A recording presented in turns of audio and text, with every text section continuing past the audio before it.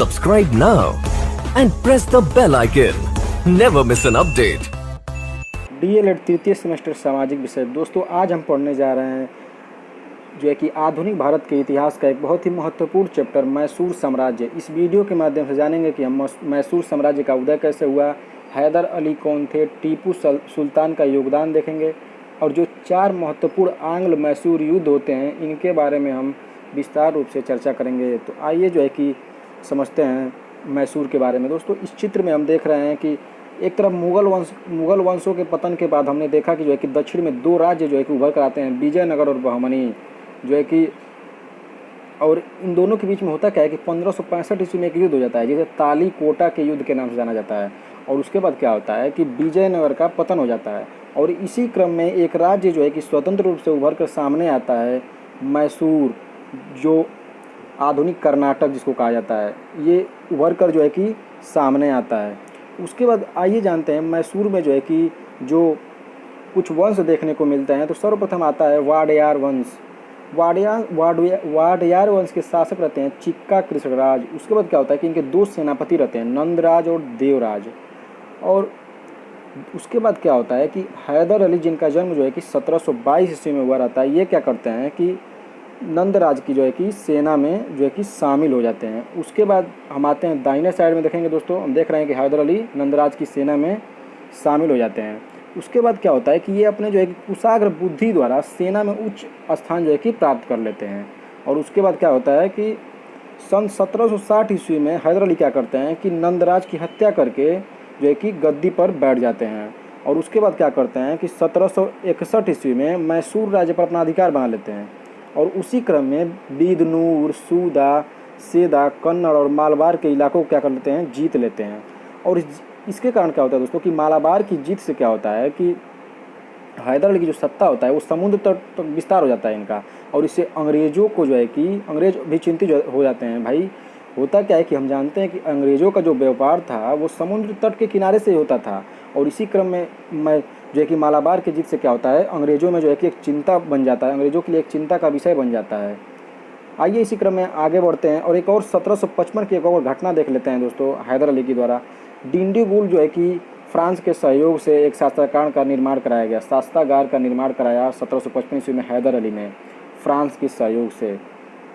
आइए इसी क्रम में देखते हैं कुछ और मैसूर। जैसा कि हम देख रहे हैं मैसूर जो है कि एक स्वतंत्र रूप से जो है कि राज्य उभर कर सामने आता है। उसके बाद क्या होता है कि मैसूर के कर्नाटक के जो ऊपर जो देख रहे हैं मराठा साम्राज्य है, और जहाँ ये बहमनी और जो है कि ये बहमनी था, यहाँ पे क्या होता है, यहाँ पे एक नए जो है कि आ जाते हैं, वो हैदराबाद जो आ जाता है, उनके निज़ाम जो हो जाते हैं, निज़ाम ये और मराठा और निज़ाम जो लोग होते हैं क्या होते हैं, इनकी मैसूर की शक्ति से क्या होता है, मैसूर की बढ़ती शक्ति से क्या होता है, परेशान होने लगते हैं।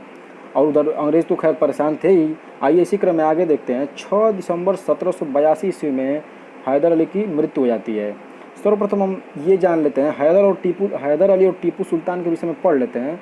उसके बाद हम जो अंग्रेज़ों और इन लोगों के बीच जो आंग्ल मैसूर युद्ध हुआ उसके बारे में हम चर्चा करेंगे।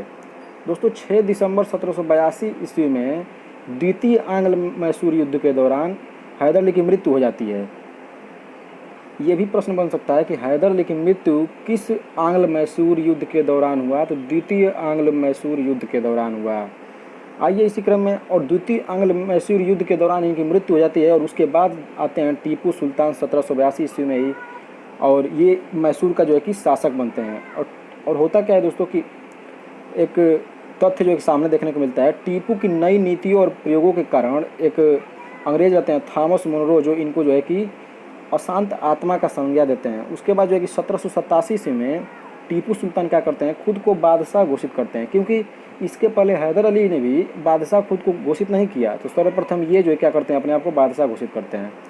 उसके बाद जैकोबिन क्लब का जो है कि इन्होंने निर्माण कराया। फ्रांस के सैनिकों का एक समूह होता है, उसी को जो है कि इन्होंने निर्माण कराया। और उसके बाद ये कहाँ निर्माण कराए थे, तो मैसूर की राजधानी जो थी श्रीरंगपट्टम, यहीं पर टीपू सुल्तान ने जो है कि जैकोबिन क्लब का निर्माण कराया और यहीं पर स्वतंत्रता का वृक्ष भी लगवाया। आइए इसी क्रम में हम देखेंगे जो 4 मैसूर युद्ध हुए, इनको एक चार्ट के माध्यम से बहुत ही आसानी ढंग से समझेंगे। तो दोस्तों आइए पढ़ते हैं आंग्ल मैसूर युद्ध, प्रथम आंग्ल मैसूर युद्ध। दोस्तों सर्वप्रथम जान लेते हैं कि कुल 4 मैसूर युद्ध, आंग्ल मैसूर युद्ध हुए थे, प्रथम, द्वितीय, तृतीय, चतुर्थ। आइए पढ़ते हैं प्रथम आंग्ल मैसूर युद्ध। इसका कार्यकाल है दोस्तों, इसका जो है कि समय है 1767 से लेकर 1769 ईस्वी तक। हुआ क्या दोस्तों कि प्रारंभ में अंग्रेज, मराठा और निजाम जो है कि एक तरफ हो जाते हैं, क्योंकि तीनों लोग को जो है कि समस्या इसी बात का था कि जो है कि मैसूर जो साम्राज्य है वो बढ़ता जा रहा है, और ये तीनों लोग क्या होते हैं, मिल जाते हैं कहीं में। उसके बाद क्या करता है हैदर अली अपने कूटनीतिज्ञ के कारण क्या करता है कि मराठा और निजाम को कुछ पैसा दे देता है, धन दे देता है, और क्या करता है अपनी ओर ले लेता है। उसके बाद जो है कि क्या होता है, अंग्रेजों से युद्ध करता है, और लगातार जो है कि वो युद्ध जो है कि 1.5 वर्ष तक चलता रहता है। हालांकि अंत में जो है कि विजय हैदर अली को ही कहा जाएगा, और अंत में एक संधि भी जाती है, मद्रास की संधि, जो कि 4 अप्रैल 1769 ईस्वी में हुआ था। इस संधि के अनुसार हुआ क्या दोस्तों कि जो जीते हुए प्रदेश थे उसको क्या किया गया, एक दूसरे को लौटा दिया गया। और एक और जो है कि संधि की गई कि विपत्ति अगर किसी पे आएगी तो एक दूसरे का जो है कि सहायता करेंगे, और इसके विषय में एक दूसरे को वचन भी दिए। इसी क्रम में आइए आगे बढ़ते हैं और देखते हैं द्वितीय आंग्ल मैसूर युद्ध 1780 ईस्वी से लेकर 1784 ईस्वी में। दोस्तों आइए जानते हैं कि ये होने का कारण क्या था। 1771 ईस्वी में क्या होता है, मराठों ने हैदर अली पर आक्रमण कर दिया, और उसके बाद क्या हुआ कि जैसा कि संधि किया गया था कि अगर किसी की विपत्ति आएगी तो अंग्रेज सहायता करेंगे, और अगर अंग्रेजों पे आएगा तो ये हैदर अली सहायता करेंगे। परंतु होता क्या है कि अंग्रेज विश्वासघात कर देते हैं, अंग्रेज सहायता ही नहीं करते हैं। उसके बाद क्या होता है कि हैदर अली, निजाम और मराठा तीनों लोग मिलकर क्या करते हैं, संयुक्त मोर्चा बनाते हैं। और उसके बाद क्या होता है कि 1780 में कर्नाटक पर इनके द्वारा आक्रमण किया जाता है, और अर्काट जो है अर्काट क्या कर लिया जाता है, जीत लिया जाता है। यह कर्नाटक का ये क्षेत्र है। उसके बाद क्या होता है कि अंग्रेज़ों ने मराठों और निजाम को जो है कि हैदर अली से अलग कर दिया। और उसके बाद क्या हुआ कि पोरोटा-नोवा का एक युद्ध हुआ इन्हीं लोगों के बीच में, हैदर अली और वो तीनों लोग एक तरफ थे, अंग्रेज, मराठा और जो है कि वो निजाम एक तरफ थे, और ये हैदर अली एक तरफ थे। जो है कि इन्हीं लोग के बीच में युद्ध हुआ, जिसे पोर्टो-नोवा का युद्ध कहा जाता है। और इसी युद्ध में जो है कि लड़ते लड़ते जो है कि 6 दिसंबर 1782 ईस्वी को इनका मृत्यु हो गया। उसके बाद आते हैं इनके पुत्र जो है कि टीपू सुल्तान। ये क्या करते हैं कि उस युद्ध को 1 वर्ष तक जारी रखते हैं, और उसके बाद क्या करते हैं कि अंत में एक संधि कर लिया जाता है जिसका नाम है मंगलोर की संधि, जो कि 1784 ईस्वी में हुआ था। दोस्तों इस संधि के अनुसार क्या होता है कि क्या किया जाता है कि दोनों ने एक दूसरे के जो जीते हुए प्रांत थे उनको क्या किया, लौटा दिया। आइए इसी क्रम में आगे बढ़ते हैं और पढ़ते हैं तृतीय आंग्ल मैसूर युद्ध, जो कि 1790 से लेकर 1792 ईस्वी तक हुआ था। दोस्तों इसमें होता क्या है कि अंग्रेज़ों का जो है कि मैसूर से तीसरा टकराव होता है 1790 ईस्वी में। और उसके बाद इसका कारण जो है कि टीपू सुल्तान को ही माना जाता है, क्योंकि टीपू सुल्तान जो है कि बहुत ही महत्वाकांक्षी व्यक्ति था।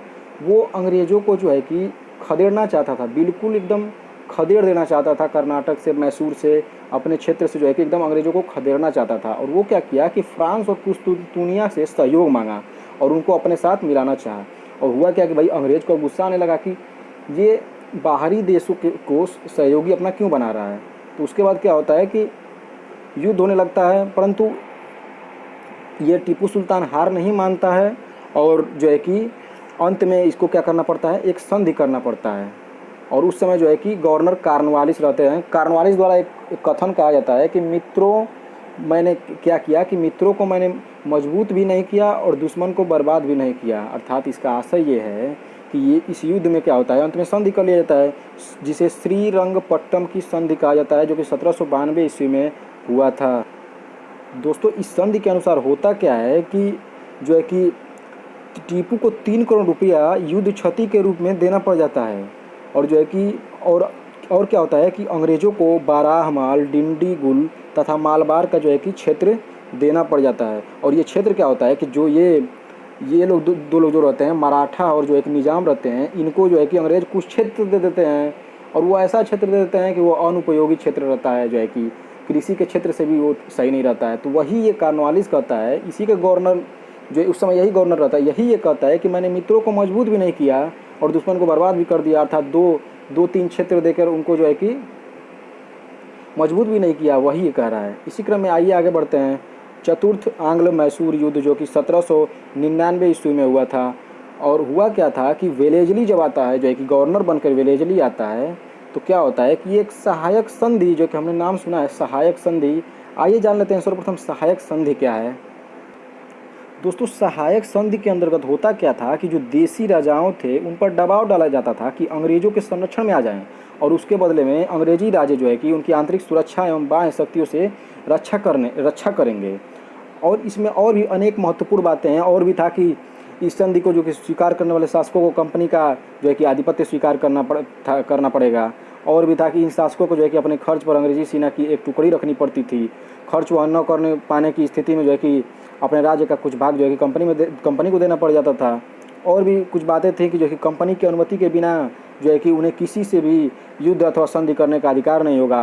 उन्हें अपनी राजधानी में कंपनी सरकार का रेजिडेंट रखना पड़ता था जो राज्य पर निगरानी रखता था। इस नीति के अंतर्गत जो और भी बातें थी, जो जैसे कि अंग्रेजों ने मैसूर, तंजौर, सूरत, कर्नाटक तथा हैदराबाद पर कब्जा भी कर लिया था। दोस्तों, ये जो नीति थी, इस नीति को जो है टीपू क्या किया, जो है कि एकदम स्वीकार ही नहीं किया। और जो है कि ना उस जो ये वेलेजली की जो नीति थी इसको जो है कि नामंजूर कर दिया। और इसी कारण जो है कि सन 1799 ईस्वी में चतुर्थ आंग्ल मैसूर युद्ध हुआ। और जो है कि 17 मई 1799 ईस्वी में अंग्रेज़ों ने क्या किया, श्रीरंगपट्टम का जो दुर्ग था उसको जीत लिया। और उसी युद्ध में जो है कि टीपू क्या किया, बहादुरी के साथ लड़ता हुआ और जो है कि वीरगति को प्राप्त हो गया। और इसके बाद क्या हुआ कि मैसूर पर क्या हुआ, अंग्रेज़ों का जो है कि शासन जो है कि स्थापित हो गया। दोस्तों, दक्षिण भारत के इतिहास में टीपू सुल्तान जो है इसका बहुत ही महत्वपूर्ण स्थान माना जाता है। उसने अपनी वीरता, जो है कि साहस तथा आत्म स्वाभिमान तथा को कभी छोड़ा नहीं। वेलेजली की सहायक संधि का निमंत्रण भी इसने अस्वीकार कर दिया था। उसकी एक अप्रिय जो है कि युक्ति कही जाती है कि शेर की तरह एक दिन की ज़िंदगी जिया कीजिए, भेड़ की तरह जो है कि लंबी ज़िंदगी जीने से बेहतर है। अर्थात शेर की एक दिन की ज़िंदगी जीना भेड़ की तरह लंबी ज़िंदगी जीने से लाख गुना बेहतर है। और इसी युक्ति का पालन करते हुए जो है कि वह श्रीरंगपट्टम के द्वार पर लड़ता हुआ शहीद हो गया। दोस्तों, आशा करता हूँ कि वीडियो आपको पसंद आया होगा। धन्यवाद दोस्तों।